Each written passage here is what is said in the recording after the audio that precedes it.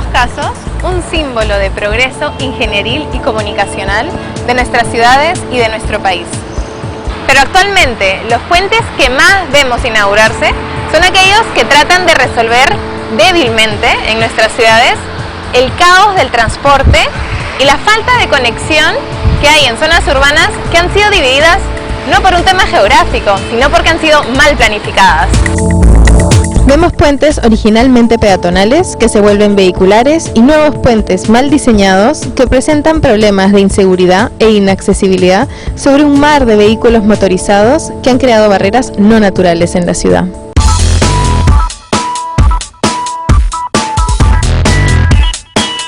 ¿En qué contexto se construyen? ¿Cómo están diseñados? ¿Qué problemas presentan? En el caso del tren eléctrico, se diseñó una gran y costosa infraestructura para hacerlo elevado y que no ha sido completamente aprovechada. Tengamos en cuenta que los trenes elevados representan uno de los sistemas más caros de transporte público que hay, y en el caso de Lima es todo un símbolo político, pues su construcción quedó paralizada durante muchos años y demoró casi 20 años en retomarse y concluirse. Parte debajo del tren podría ser un nuevo espacio público techado para la ciudad, pero no se usa, como pasa con muchos puentes vehiculares también. Pero el peor de los casos es cuando el tren eléctrico baja a nivel y genera una gran barrera que corta en dos los distritos de Villa María del Triunfo y Villa El Salvador, donde se resuelve con puentes mal diseñados, peligrosos e insalubres el necesario cruce del peatón de un lado de su barrio al otro. La idea es que los puentes sean espacios sociales, espacios simbólicos de una ciudad que inducen comportamientos proactivos, que dan seguridad, que son hermosos, que son lugares con los que uno se identifica y que de esa manera se defienden solos porque la gente está en ellos. En cambio, los espacios tierras de nadie, ¿no? Los espacios que solo son bordes, muros, espacios, dan miedo.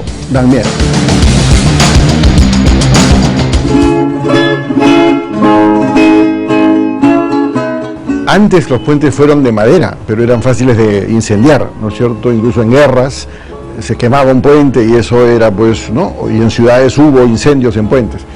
Entonces, la construcción en piedra de los romanos genera los arcos, ¿no? De medio punto, en fin, y las piedras se trabajan de diferentes tamaños. Este puente que es en Francia, el Pont du Gard, lleva incluso agua, es un acueducto.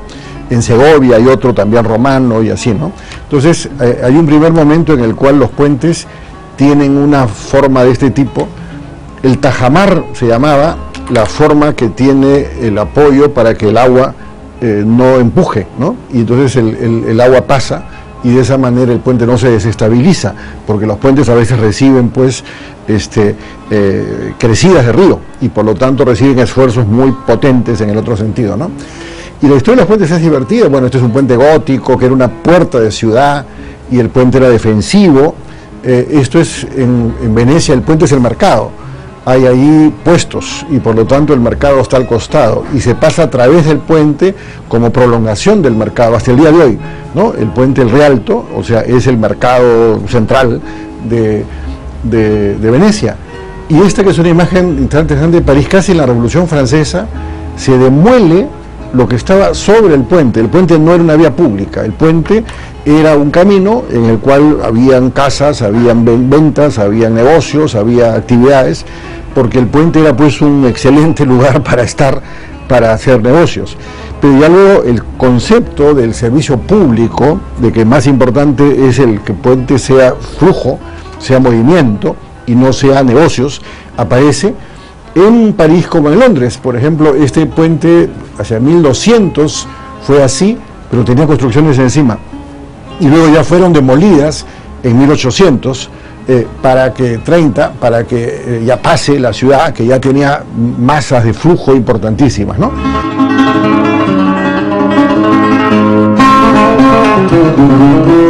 Entonces en Lima, o sea, el puente de piedra histórico que sigue ahí, muy venido a menos, me temo, tenía el tranvía, tenía en una época hasta un mercadillo en la puerta, llegaba a una portada de la ciudad, o sea, cuando la ciudad estaba amurallada, ahí había una puerta al norte, porque por ahí se iba hacia el norte, hacia Trujillo, hacia, digamos, los otros espacios del norte del Perú, y el Jirón de la Unión es un poco el gran eje que viene desde el sur hasta el norte. Eso fue carretera, casi camino inca, digamos, en el concepto geográfico, ¿no? Y por lo tanto pasaba por el corazón de la ciudad, ¿no? Había una portada, había una iglesita que luego fue demolida para ser desamparados.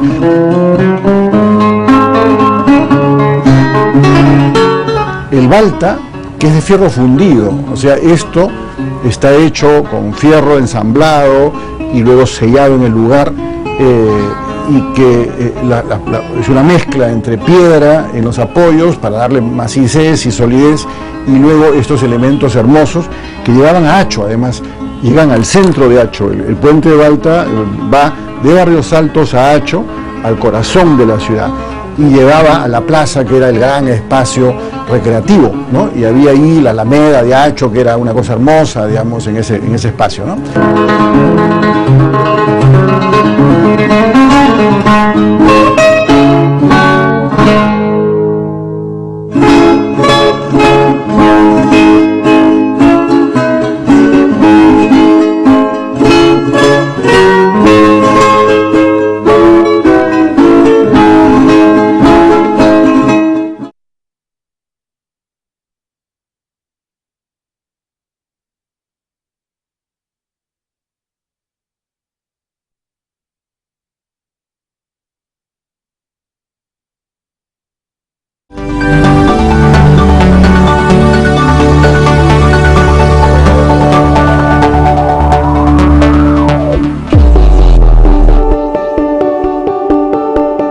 Los puentes peatonales urbanos son aquellos que surgen de una mala planificación y de no proyectar bien la ciudad.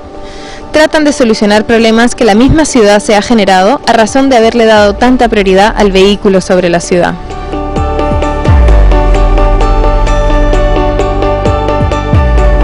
Surgen en zonas donde no debería haber asentamientos humanos o desarrollo urbano residencial por estar junto a una carretera nacional, como es el caso de la carretera panamericana. Una falta de planificación que es difícil de revertir a estas alturas, pero no solo se debe pensar en soluciones facilistas, como se ha hecho actualmente, obligando a la gente a subir y bajar por unas escaleras inseguras, sucias e incómodas, cosa que para gente discapacitada, por ejemplo, es tarea imposible.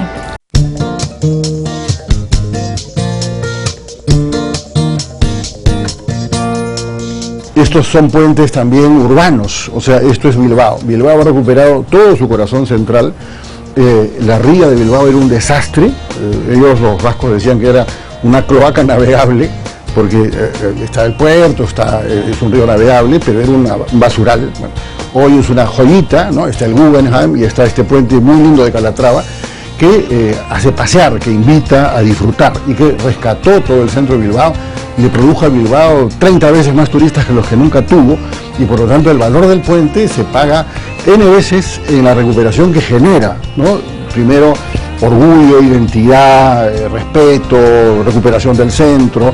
Entonces los puentes urbanos deben generar eso, deben ser espacios para que nos sintamos bien, para que lo disfrutemos, para que caminemos, para que reivindiquemos esa ciudad del peatón, ¿no? Esa ciudad de paseo, no esa ciudad solo de ir de A a B corriendo, ¿no? Y hay muchos puentes mal diseñados que son tubos feos y que la gente tiene miedo y pasa por debajo, ¿no es cierto? O que solo llegan a un paradero y no llegan a la ciudad, y que a uno lo dejan en un paradero. Yo no quiero ir al paradero, yo quiero ir al otro lado, ¿no es cierto? En el río Rímac está previsto, en la obra que se está haciendo como vía Parque Rímac, creo que fue línea amarilla, digamos, y se van a hacer, esperamos, porque están programados, algunos puentes, y propusimos algunos más, porque de San Martín de Porres no hay cómo llegar al centro, de San Juan de Lurigancho tampoco al Agustino, ni el corazón del centro, y las conexiones entre el Rímac y el Rímac deberían ser paseos. Hoy día los puentes dan miedo, ¿no es cierto?, no alcanzan, son de los autos, no son de las personas, ¿no? En cambio, crear el malecón y crear unos puentes es una idea importante.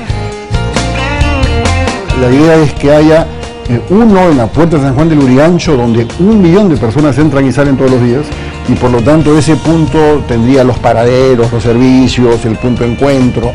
Luego otro para ir al Parque de Cantagallo, que está previsto, digamos, esta isla del río, que debería ser el gran parque central de Lima, y otro en San Martín de Porres, donde hay una plataforma que se convertirá en área deportiva y atractiva, al otro lado hay un colegio, y por lo tanto esos puentes cambiarían la vida cotidiana, ¿no?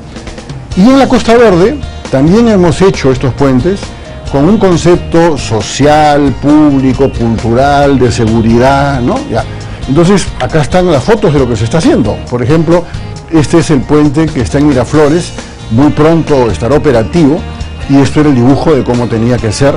Y acá hay otras obras en Miraflores que, como vemos, se están haciendo. Porque la idea de la Costa Verde es conectar el malecón de arriba con el malecón de abajo.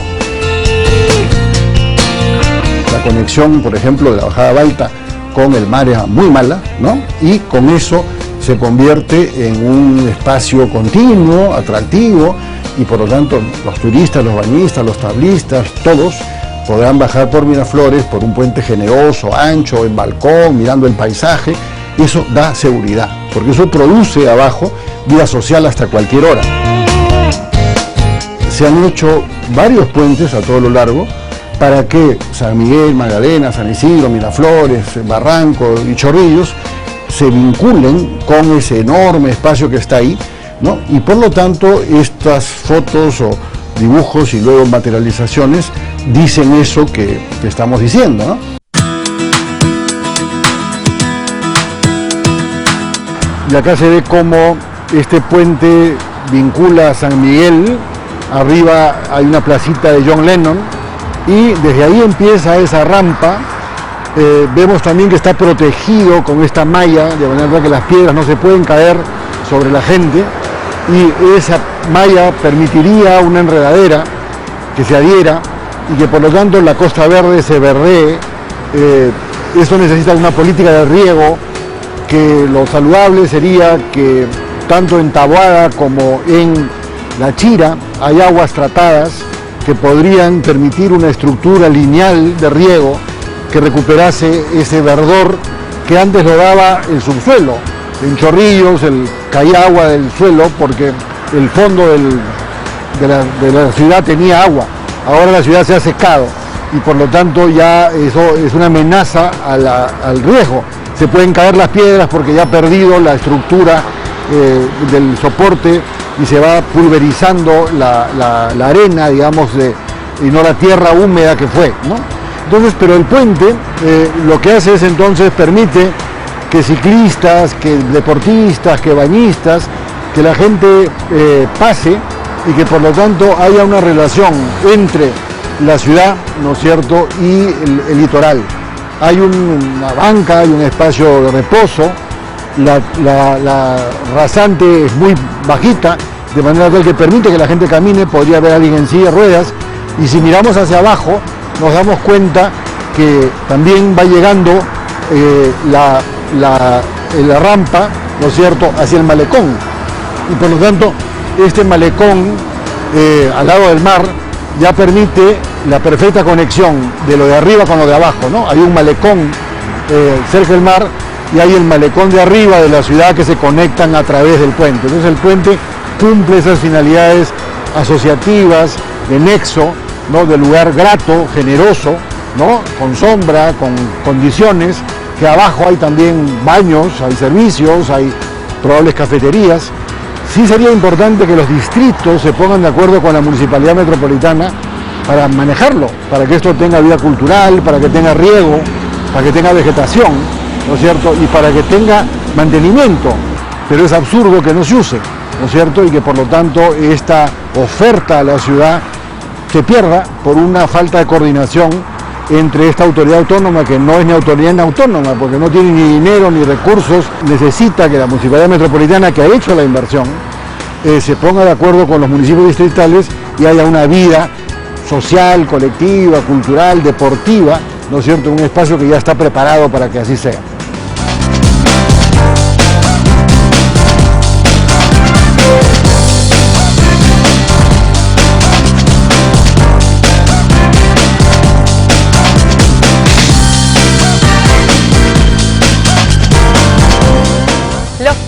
peatonales geográficos en la ciudad eran necesarios para poder salvar barreras como una quebrada en un cerro, un acantilado, un río, pero más allá de esto, lo más importante era poder permitir que se conectaran los barrios dentro de la ciudad y que se pudiese mantener el flujo peatonal.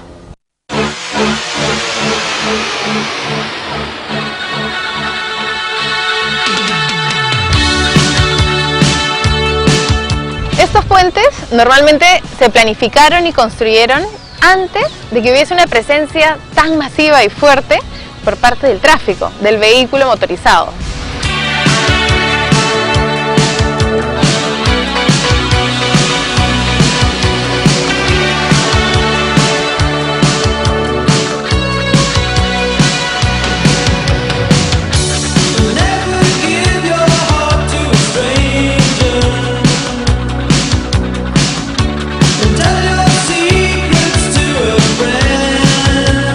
Puentes como Rayito de Sol son interesantes porque surgen como respuesta a un crecimiento poblacional, donde los puentes tradicionalmente peatonales se han convertido en vehiculares, o donde estos puentes vehiculares no se dan abasto o presentan situaciones de inaccesibilidad e inseguridad para el peatón.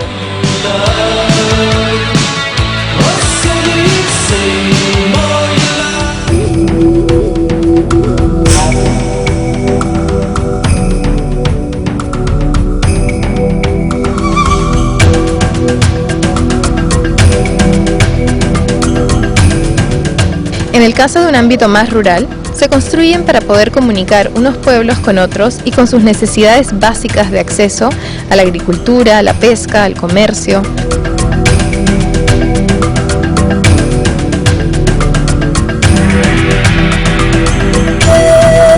El puente que es Huachaca es un caso ejemplar, pues no solo representa esta necesidad de conexión de una población, sino ingenio, creatividad y respeto al medio ambiente. Haciendo uso de una fibra local y manipulándola de manera que ofrezca la resistencia adecuada, realizan un diseño espectacular que enseñan a futuras generaciones para que siempre se le pueda dar el mantenimiento necesario, en una ceremonia que involucra a toda la comunidad. Nos habla de la identidad de un pueblo, del trabajo por un colectivo y del respeto a la naturaleza.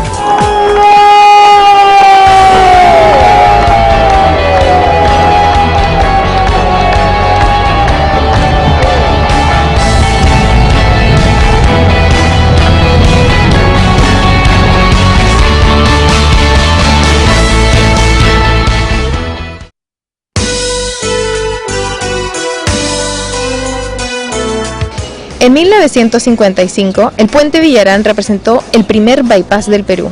En ese momento, la berma central de la avenida Arequipa también se implementó para una ciclovía, pero esta no se contempló debajo del puente. Es el punto de quiebre donde este tipo de infraestructuras empieza a denotar una imagen de modernidad y donde el auto y el transporte motorizado en general le empieza a ganar más espacio al peatón en la ciudad.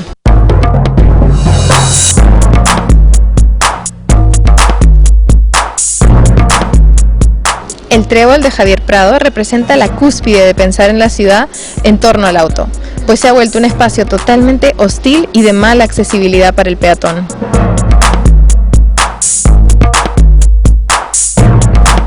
El puente Santa Rosa es otro ejemplo de la priorización del transporte motorizado sobre otros temas importantes de la ciudad. En este caso, se le dio prioridad a esta obra sobre el monumento de la iglesia Santa Rosa, que tuvo que ser parcialmente demolida para permitir que el puente empatase con una avenida de un ancho similar. Hacia el RIMAC fue similar o peor para varias casonas. Nuevamente, representa esta idea de modernidad durante un momento en la historia de la ciudad donde el progreso se leía a través del auto.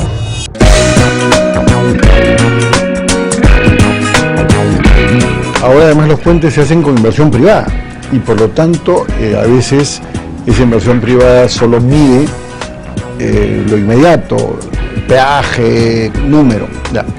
Y no se da cuenta de que si se crean atributos adicionales va a haber más peaje y más circulación, porque no solo usan el puente los que lo necesitan, el camionero, el bus, sino lo usa la gente para ir a un lugar porque ese lugar gana en potencial, en interés, ¿no es cierto? Por ejemplo, en este de Isla San Lorenzo, la idea era que el puente, el que lo haga, puede recibir suelo y de esa manera desarrollar. Y hoy día los costos de ese puente son muy por debajo del valor que genera creando suelo urbanizable.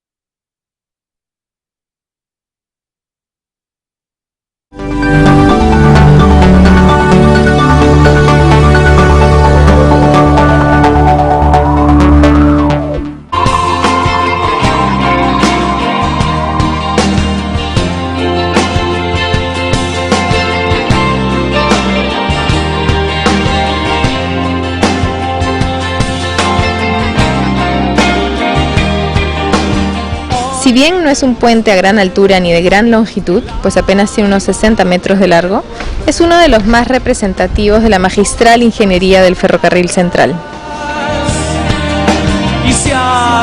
En el siglo XIX, el fierro permite reemplazar a la piedra y hacer unos puentes muy transparentes, de elementos lineales, calculados, ya no solo es a criterio, sino que ya se conoce la matemática de cada cosa. Eiffel, el que hizo la torre, ¿no es cierto?, también hace este puente. Esto es uno en Inglaterra, que no se llega a ver acá, pero la maqueta que se ve acá, no sé si pueden acercarse, es gente colgándose para demostrar que esto sí puede ocurrir, porque esto cuelga de lo otro y entonces el continuo, para que haya ferrocarril, para que haya servicios, y claro, esto se explica por el tema, el infiernillo, por ejemplo, nuestro, que claro, hay que pasar un ferrocarril, el más alto del mundo, en una quebrada impresionante, y por lo tanto, y el ferrocarril no puede tener pues rampas fuertes, por lo tanto el concepto de la línea que hay que hacer tiene que ser implantado en la geografía, de manera tal que los puentes también en el siglo XIX, que los ferrocarriles se reparten por el mundo entero. El nuestro era pues muy importante y había en varios lugares, no solo en Lima, Huancayo, sino había pues en el norte, en el sur, las extracciones iban a los puertos, había ¿no es cierto?, llegaba Chimbote desde Huallanca, el puente de la Cordillera Blanca y Negra, ¿no? De modo que teníamos muchos puentes y ferrocarriles explicándolos. Esto genera también otra necesidad.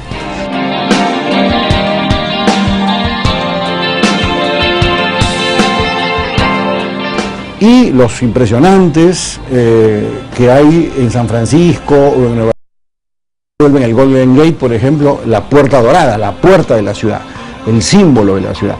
E incluso hay esa película bonita de Woody Allen en que está él en Manhattan y está detrás del puente. O sea, Manhattan es el puente, es su memoria de ciudad, es el símbolo de la ciudad, ¿no? Los puentes de París, la gente pone cadenitas y candaditos enamorándose, y se vuelve allá y se toma una foto, ¿no? O sea, el puente es el lugar de muchas cosas, digamos, ¿no? Este es la maratón, por ejemplo, pasando por repleto, ¿no?, por el puente como símbolo de nuevo. De modo que los puentes son mucho más que ir de A a B.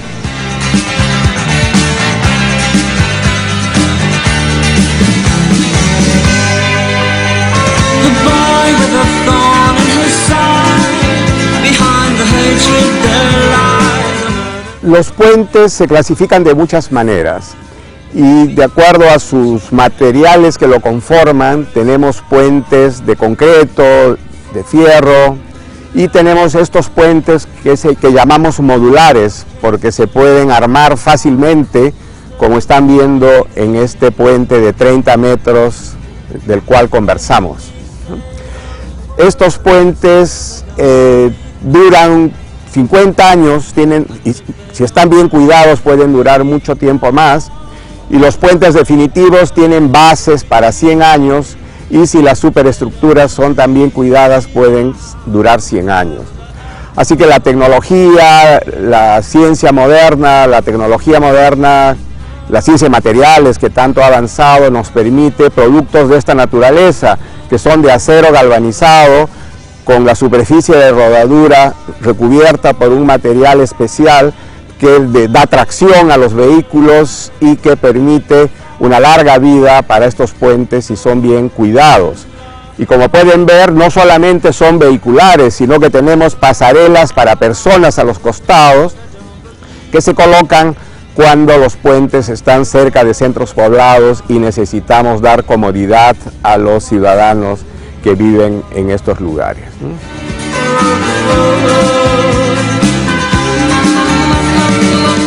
Estos puentes están constituidos de paneles de 3 metros, entonces uno puede armar puentes que son múltiplos de 3 metros hasta 60 metros aproximadamente, que son los máximos recomendables para esta clase de puentes, ¿no? Pero el promedio en el país estamos alrededor de 40 metros en la luz que tenemos que cubrir con estos puentes. Las partes, que son las que vemos al costado izquierdo, por ejemplo, se trasladan al lugar donde va a ser instalado. Entonces, en general, en situaciones de emergencia, el viaje nos va a tomar 2 días y medio, el armado del puente puede tomar unos 3-4 días y la instalación un par de días más. Así que en una semana podemos tener el puente instalado cuando ya tenemos los estribos hechos, ¿no? Porque los estribos son cubos enterrados muy grandes, a veces de 8 metros o más de profundidad, y tiene que fraguar, tiene que secar. Entonces, cuando se construyen los estribos, el proceso dura un poco más. Pero es la velocidad del armado, con máquinas que se encuentran en todo el país, esta clase de montacargas, que es fácil para nosotros de cubrir todo el territorio nacional.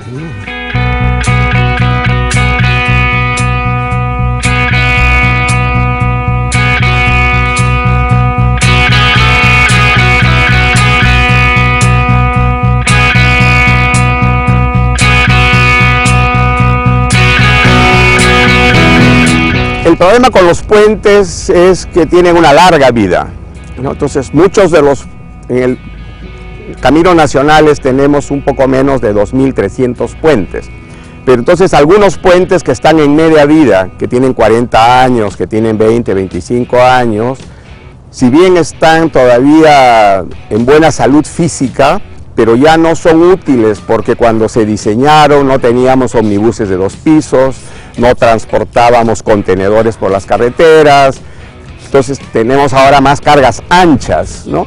Entonces estos puentes tienen 4,20 metros, por ejemplo, de superficie de rodadura, ¿no? Los puentes anteriores son mucho más angostos. Entonces vamos retirando esos puentes viejos y los vamos renovando por estos puentes, como de esta clase de puentes.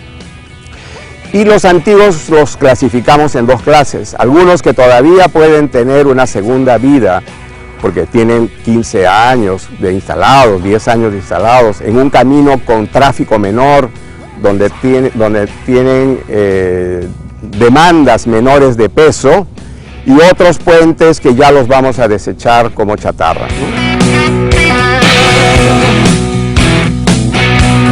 ¿no? Estos puentes pueden pesar 100 toneladas, 120 toneladas, de acuerdo de su composición. Acá tenemos 2 paredes, digamos, verticales, y pueden, si se necesita, pueden hacerse otros sobre estos, ¿no? Entonces pueden ser puentes muy robustos dependiendo de la distancia que tienen que cubrir. Y el material que se pone sobre la superficie de rodadura es un material que tiene que soportar mucha tracción, pero al mismo tiempo las variaciones del clima. En los lugares muy cálidos, en la selva, el puente puede llegar a tener 40, 50 grados a mediodía en la tarde, y en otros lugares amanecer bajo cero, ¿no? Y entonces las dilataciones son muy grandes, y estos puentes, los materiales están pensados para ser muy flexibles y acomodarse a estas necesidades, en general de todo el mundo, pero especialmente en el mundo andino, donde uno cambia de tantos pisos ecológicos, microclimas, violentamente a veces durante un mismo día, ¿no? Nos encontramos en el depósito de partes del Programa Nacional de Puentes que ejecuta el Ministerio de Transportes a través de Provías Nacional y Provías Descentralizado. Acá tenemos 180 puentes que nos van a servir para instalarlas en todo el país. Acá tenemos 3 generaciones de puentes. Puentes nuevos, puentes que se van a instalar por un segundo uso, hasta generar tráfico suficiente de tal manera que sea rentable socialmente instalar un puente definitivo, un puente de mejor, y puentes que van a ser desechados porque ya no vale la pena volver a instalarlos en ningún sitio.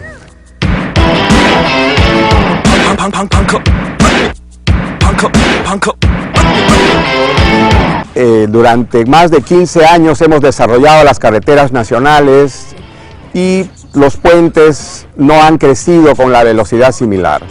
Y estamos en el momento de cerrar esa brecha y por eso es que nos hemos propuesto una meta tan exigente, que va a instalar un poquito más de 1000 puentes durante esta administración y que nace de la necesidad del país de mejorar la conectividad identificada claramente por el presidente Humala en su recorrido por el país, ¿no?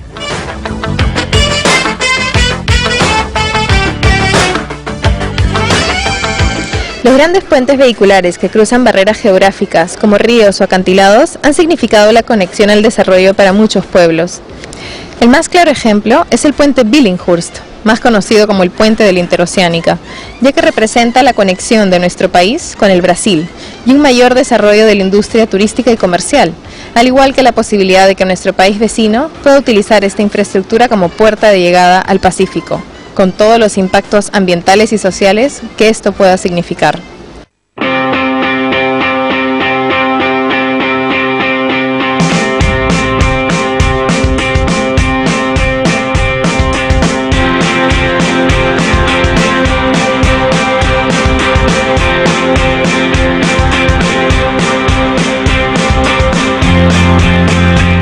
En el Perú, el puente más grande, más extenso por ahora es el del Continental al sur o Billinghurst. Estamos preparando a través de Provías Descentralizado un gran puente en Iquitos, el puente Nanay, que van a ser 2 kilómetros de viaducto, ¿no? Y que va a abrir un espacio nuevo en el territorio para el crecimiento futuro de Iquitos, ¿no? Entonces vamos a tener crecientemente puentes con desafíos tecnológicos mucho más grandes, más extensos, que van a ir complementando las carreteras nacionales.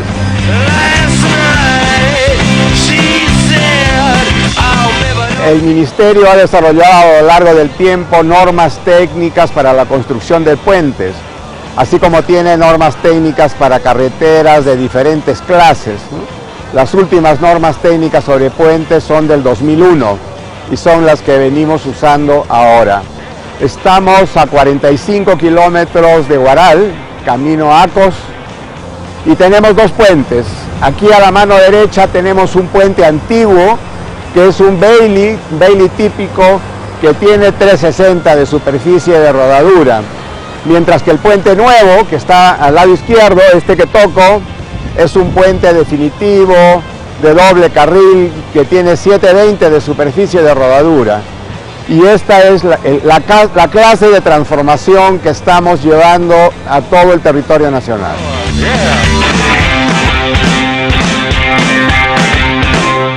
Por lo tanto, los materiales que están incluidos en estos puentes, que lo hacen impermeables, flexibles, que se acomodan a los cambios de temperatura, etcétera, son mucho mejores y por unidad de metro lineal probablemente más baratos que los que se pagó en la época con ese otro puente, y su capacidad es mucho mayor, ¿no? Entonces, ahora es necesario tener en esta carretera un puente de doble carril. El tránsito es leve, pero en época de cosechas no solamente es intenso, sino que con camiones pesados de alto tonelaje.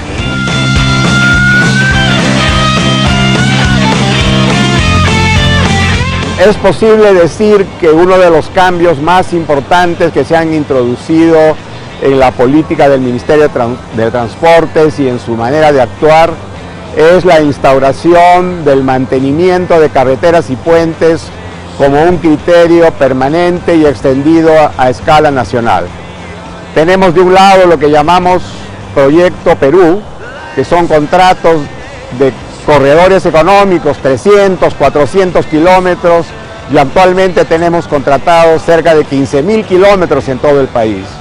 Y los contratos de mantenimiento, los últimos contratos ya incluyen la conservación de todos los puentes que tienen estos corredores económicos, ¿no?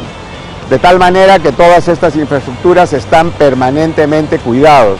A esto hay que agregar más de 6.000 kilómetros que tenemos entregados en concesiones a 25 o 30 años, así que tenemos alrededor de 20.000 kilómetros permanentemente cuidados en la carretera nacional. Y con todas las contrataciones de este año, esperamos llegar el próximo año al 100% de la red vial nacional permanentemente cuidada.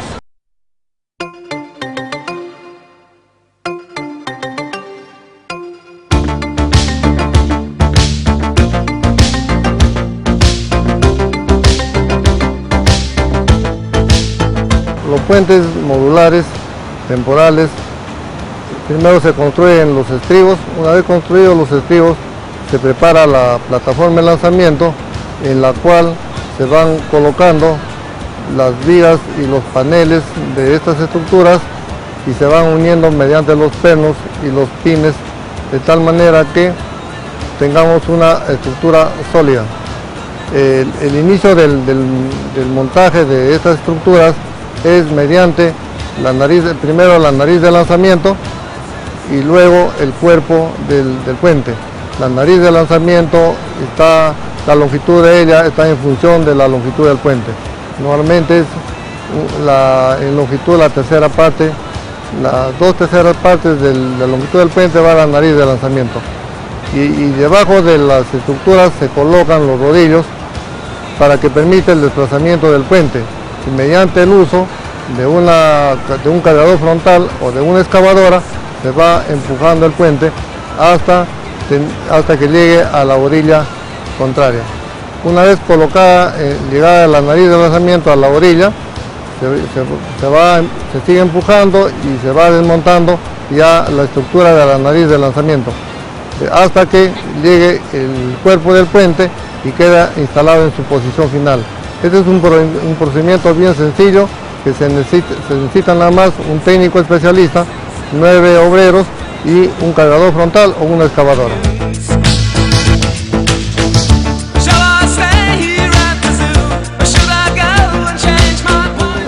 Los puentes, como le indicamos, son módulos de 3 metros y la longitud máxima permitida por el fabricante, en el caso de los puentes sacro, es hasta 60 metros y si queremos una longitud llegar a los 70 ya se usa un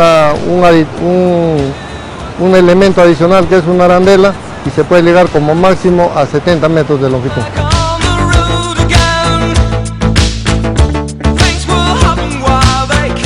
Los puentes modulares soportan el peso de 48 toneladas, tan igual con un puente definitivo. En cuanto a un puente definitivo, el procedimiento constructivo del puente es igual, se empieza por los estribos. Una vez tenidos los estribos, la superestructura se arma mediante primero un falso puente, de ahí se arma el encofrado de las vigas, el encofrado de la losa, se balancean las vigas y luego si son postensadas, se van tensando los cables hasta tener la resistencia de estos cables, y una vez tengamos esto permite que la viga se comporte o soporte la carga de diseño, que son 48 toneladas.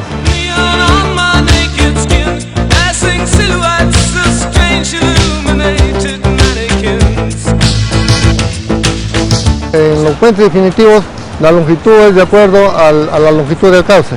No podemos ser ni más ni menos. Ya variará la superestructura. Puentes de vigas llegan hasta los 50 metros y más puentes ya tienen que ser puentes de tipo colgante, ¿no? La longitud del cauce nos permite determinar la tipología del puente, que puede ser un puente de una luz, puede ser con dos tramos, con un pilar intermedio, o dos pilares intermedios, o un solo arco de extremo a extremo. En los puentes definitivos mayormente son estructuras monolíticas que se basean in situ. O sea, se basea toda la viga y el tablero.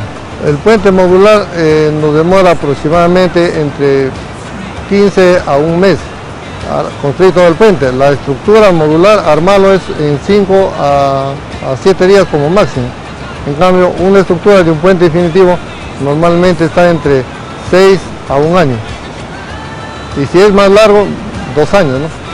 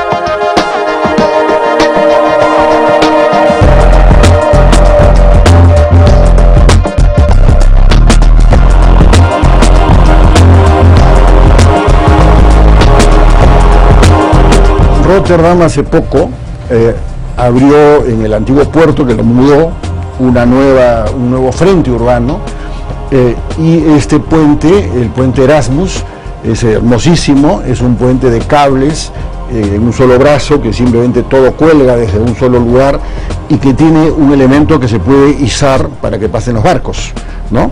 Entonces los puentes se calculan muchas veces para que tengan un tamaño normal, de barco normal, pero a veces hay barcos de otro calibre y por lo tanto el puente debe dejarlo pasar. El puente de Londres hace lo mismo, el puente de Londres también tiene este fenómeno, ¿no?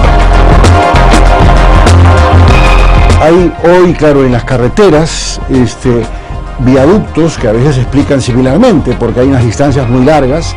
En Arequipa, el puente Chilina que se acaba de hacer trata de hacer algo parecido. En el fondo es que el valle de Arequipa tan hermoso no se pierda y que esta salida del corazón del centro hacia el norte, digamos, no anule el valle malográndolo, y por lo tanto el sentido de la ingeniería y del proyecto, la arquitectura del puente, este es un arquitecto de Foster, es generar un objeto hermoso en el paisaje, muy transparente y que no tiene impacto prácticamente sobre la vida natural. Y esto es una idea de puente, es el concepto de cómo deberíamos llegar a la isla San Lorenzo para desarrollar un parque, un acuario, un espacio habitable, para que esa isla que está desierta sea usada por los ciudadanos. Hay 10 millones de personas que podrían pasar el sábado y el domingo en ese lugar, recuperando el centro del Callao, etc. Entonces estudiamos cómo esa forma, y como el Camotal está ahí nomás y el suelo es poco profundo, y para navegar en el Callao uno puede encallar si no sabe por dónde tiene que ir, y por lo tanto hay una manera de navegar importantísima para que pasen barcos de cierto calado que tienen que pasar por unos puntos estrechos. Entonces el puente tiene una forma determinada y en su punto central por donde pasan los barcos estaba previsto esto para que pueda pasar un barco de cualquier tamaño, incluso eventualmente barcos de guerra, que en fin esperamos nunca tengamos, pero que un puente debe tomarlos en cuenta, digamos, ¿no? Entonces la economía debe entender varias variables, inversión y no gasto, ¿no? Inversión porque induzco comportamientos que van a cambiar y por lo tanto va a acelerarse la demanda.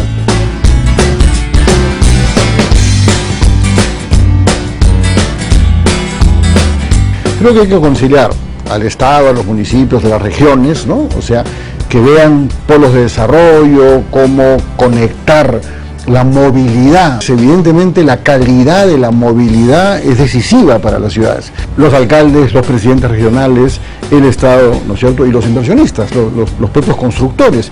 que están interesados en ganar obras, pero que deben entender que la obra tiene muchas más dimensiones que solo cuánto fierro y cuánto concreto, ¿no?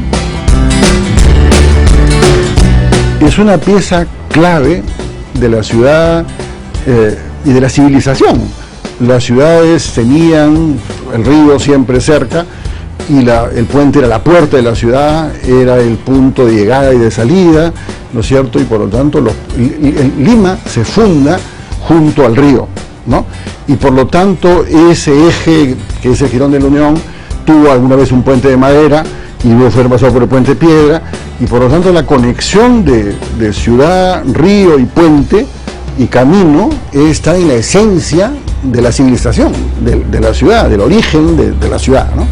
De manera tal que el puente tiene que ser visto con todas las dimensiones que tiene, no solo es un tubo para ir de un lado al otro, o sea, claro, en las carreteras a veces es simplemente funcional, y eso, porque hay carreteras internacionales en las cuales hay que dar servicios, y a veces los puentes son restaurantes, son hoteles, o sea, son lugares que dan los servicios que uno necesita para largas trayectorias, y probablemente en el Perú, que tenemos un territorio enorme y que vamos a poder manejar miles de kilómetros en una carretera, necesitemos pronto esa mirada, ¿no? Que no es solo pragmática y cómo lo hago más barato, sino es cómo genero un comportamiento y un servicio necesario. Entonces el futuro es promisorio, es enorme. Vamos a necesitar especialistas en el país en técnicas que no existen ahora para el mantenimiento de los puentes, su pintura, su limpieza, el ajuste de los pernos, etcétera. Y algo que vamos a hacer este año también es, en convenios con muchas organizaciones, formar personal especializado en todo el país para el mantenimiento de puentes, y esto mismo ya está ocurriendo para el mantenimiento de carreteras. Entonces vamos a tener futuras generaciones de técnicos que nos ayuden a cuidar esta gran inversión que realiza el Estado.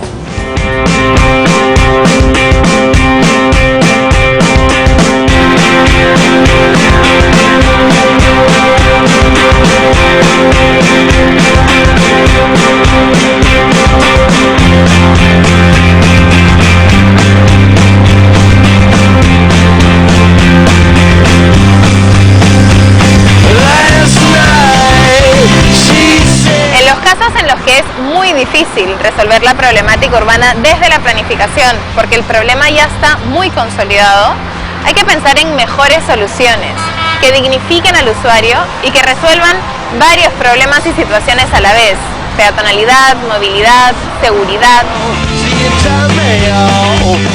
Necesitamos que arquitectos, ingenieros y urbanistas piensen y diseñen los puentes no solamente buscando conectar un punto con otro, sino también queriendo articular actividades urbanas y mejorar el funcionamiento de la ciudad.